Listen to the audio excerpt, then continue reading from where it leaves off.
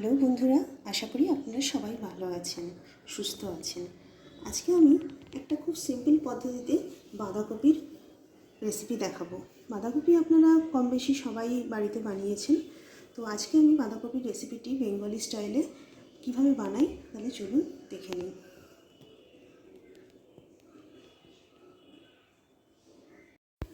তাহলে আমি বাঁধাকপিটা সেদ্ধ করার জন্য এখানে হাঁড়িতে একটু জল বসিয়ে দিয়েছি। আর বাঁধাকপিগুলো আমি এখানে একটা মিডিয়াম সাইজের বাঁধাকপি নিয়েছি। বাঁধাকপিটা আমি সুন্দরভাবে কুচিয়ে নিয়েছি। এবার এই জলের মধ্যে সেদ্ধ করতে দিয়ে দেবো। বাঁধাকপিটা বেশিক্ষণ সেদ্ধ করতে হবে না, 3 থেকে 4 মিনিট, একটা ফুট এলেই নামিয়ে দেবো। তো আগে আমি যে জলটা বসিয়েছি ওতে আমি 1 চামচ নুন দিয়ে দেবো, তাহলে বাঁধাকপিটা খুব ভালোভাবে সেদ্ধ হয়ে যাবে। দিয়ে বাঁধাকপিগুলো একে একে আমি এর মধ্যে দিয়ে দেবো। দিয়ে আমি এটা 1টা ফুট আসা পর্যন্ত ঢাকা দিয়ে রাখবো। তারপরে এখান থেকে আমি বাঁধাকপিগুলো ছেঁকে নেব।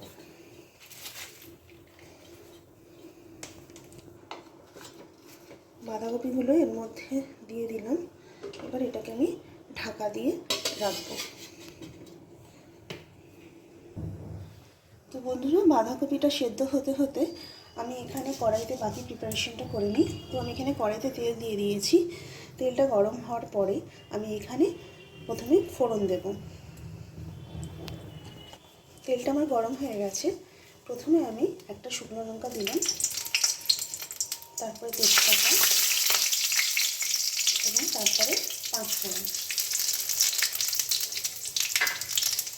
দিয়ে একটু ভালো করে নেড়ে নেব।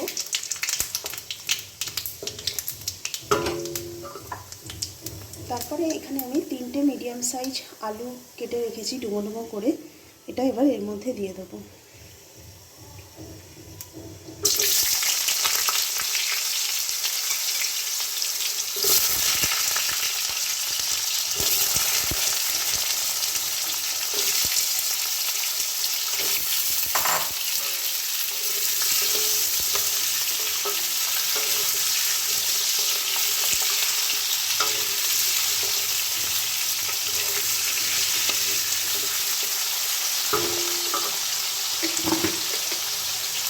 চামচ মতো নুন দিয়ে দেবো, যাতে আলুটা তাড়াতাড়ি সেদ্ধ হয়ে যায়।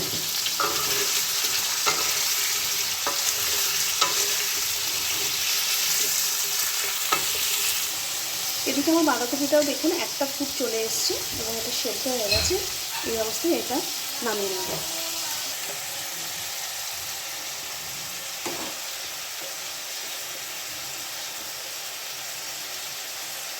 জলটা পুরো ঝরিয়ে এটা আমি তুলে নিচ্ছি।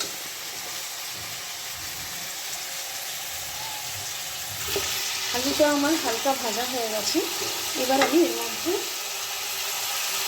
একটা বড় সাইজ পেঁয়াজ কুচানো দিয়ে দেব। এটা দিয়ে ভালো করে ভেজে নেব।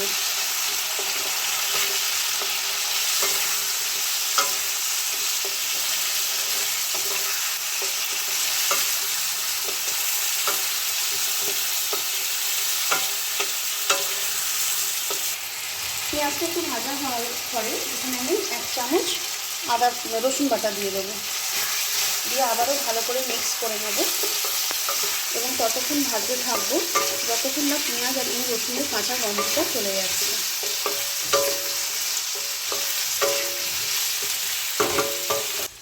পেঁয়াজ আর রসুনটা ভাজতে লাগুক, তার মধ্যে আমি যে মশলাটা ইউজ করব তার একটা পেস্ট বানিয়ে নেব। 1 চামচ জিরে গুঁড়ো, 1 চামচ ধনে গুঁড়ো, 1 চামচ হলুদ গুঁড়ো, নুন স্বাদ অনুসারে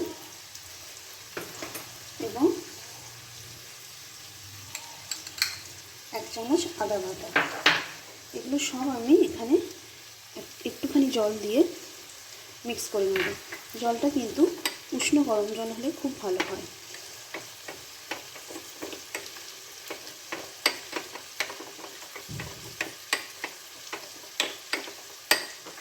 আর একটু জল দেবো।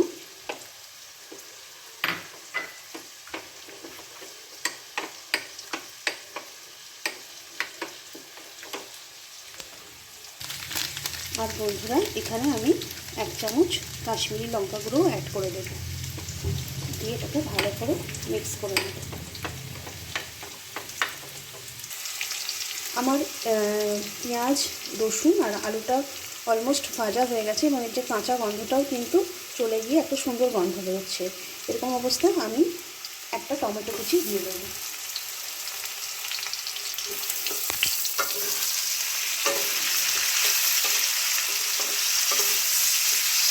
টমেটোটা দেওয়ার পরে 2 মিনিট মতো এটা ভালো করে মিক্স করে নেব।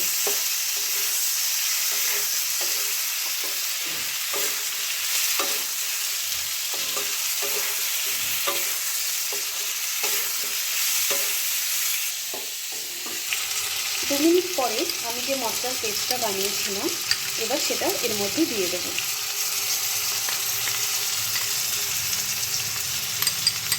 বাটিতে যেটুকু লেগে আছে ওটা আমি জল দিয়ে ধুয়ে এর মধ্যে দিয়ে দেবো।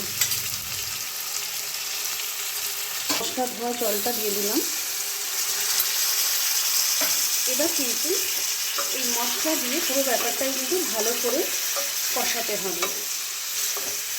যখন মশলাটা ভালো করে কষে আসবে তখন আমি বাঁধাকপিগুলো অ্যাড করব।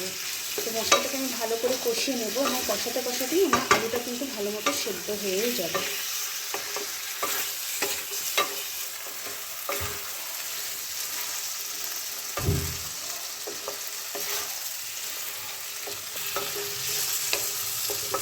তো বন্ধুরা এটা কষাতে কষাতে আমি এখানে কিছুটা মটরশুঁটি দিয়ে দেবো।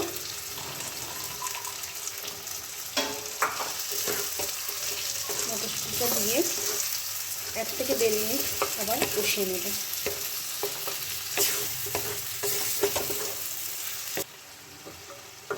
তো আলু দিয়ে মশলাটা কিন্তু আমার ভালো মতো কষানো হয়ে গেছে। এবার কিন্তু আমি বাঁধাকপিটা অ্যাড করে দেবো এবং খুব সুন্দর একটা গন্ধ বেরোতে শুরু করেছে। মশলার যে কাঁচা গন্ধটা কিন্তু একদমই আর নেই। সেদ্ধ করা বাঁধাকপিগুলো এবার এর মধ্যে দিয়ে দেবো।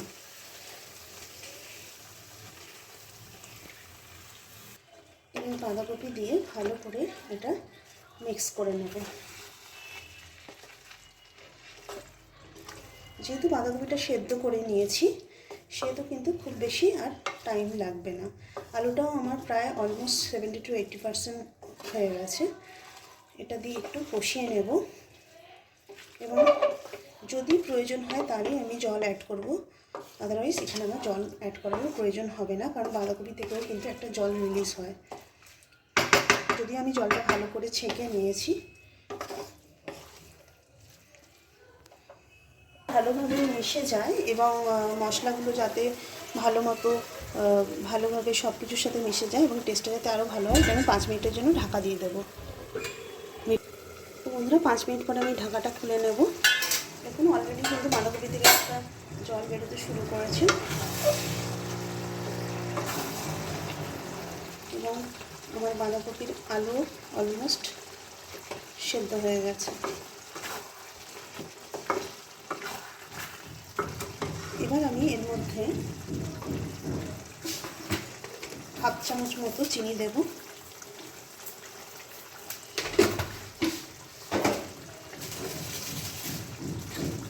এবং 1/2 চামচ মতো গরম মশলা ছড়িয়ে দেব। দিয়ে এটা ভালো করে মিক্স করে নেব।